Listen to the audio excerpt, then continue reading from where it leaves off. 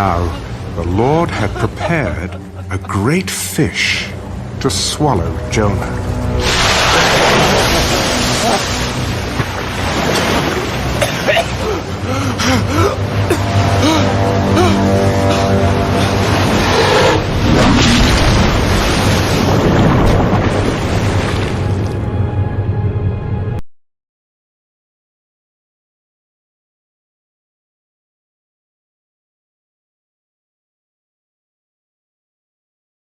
String, just working fervently, trying to push that string through that half-inch string through an eighth of an inch eyelet.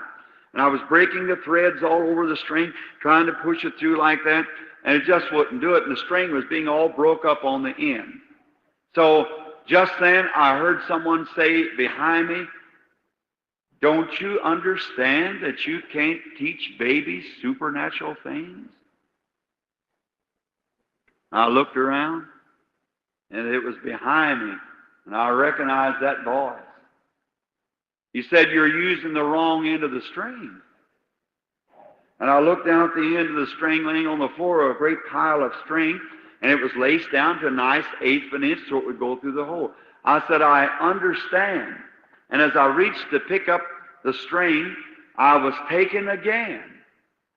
Now you mark this down. Watch it come to pass. And as I started to reach down, I was gone again. Then when I come to, I was standing by the side of a beautiful lake, something like your lake out here in the summertime when it's real pretty and green. And there were fishermen all around the lake, and they were fishing, but they were catching small fishes. And I looked out into the lake, and those great, beautiful rainbow trout out there, and I said, "I know this is a vision, but I can't understand those trout." But I said, I believe right down in my heart I can catch those. So I picked up the string, but instead of it being a string, it was a fishing pole. And just then the one behind me said, "Now I'll teach you to fish out to catch those." And so he said, "Tie on the lure," and I snapped the lure on. He said, "Now throw way out." Now listen close. Way out into the deep. And he said, "When you do, now let the lure sink down first." Then said, "Pull it slow." Now that's really fisherman's technique.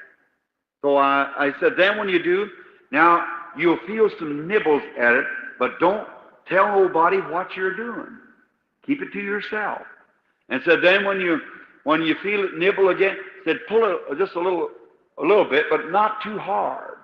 He said, "And then it'll pull it away from the little fish, and when they scatter, that'll attract the attention of the big fish, and they'll grab it." And said, "That's the way you'll catch it." So then when he bites on the third time, set your hook for the catch. Now I said, "I understand." He said, "But keep still. Don't tell nobody. Keep still." And I said, "All right." And I had the lure in my hand, and all these fishermen turned out to be ministers. And they all come around saying, "Brother Branham, I know you can catch fish." Oh, of course, that made me feel real good. I said, "Oh, yes, I'm a fisherman. I can catch fish." And I said, "Now, here's the way you do it." And I said, "You throw it way out." And I went way out into the deep water. And I said, "Now, those little fish are fine, brethren, but we want the big ones, too." And I said, "See, when it sinks down, now see, there it is, just about where it should be. Now, there them's little fish." I said, "Now, when it sets again," and I gave it a great big jerk, and when I did, I pulled the whole lure out of the water. And when I did, I caught a fish. But I wonder how he ever got the lure in his mouth, because it looked like the skin was stretched over the lure, about the same size of the lure. And I thought, oh my. And just then, this one who had been talking behind me stepped around in front of me. It was him, the angel of the Lord. He had his hands folded. He looked at me, said, "Just what I told you not to do." And I said, "Yes, that's right." He said, "You see, that first pull was when you used to put your hands on the people. and tell them what was their trouble. Said the second pull was when you'd know the secrets of the heart like I told you. And said instead of you keeping that to yourself, you tried to explain all about it and tell people.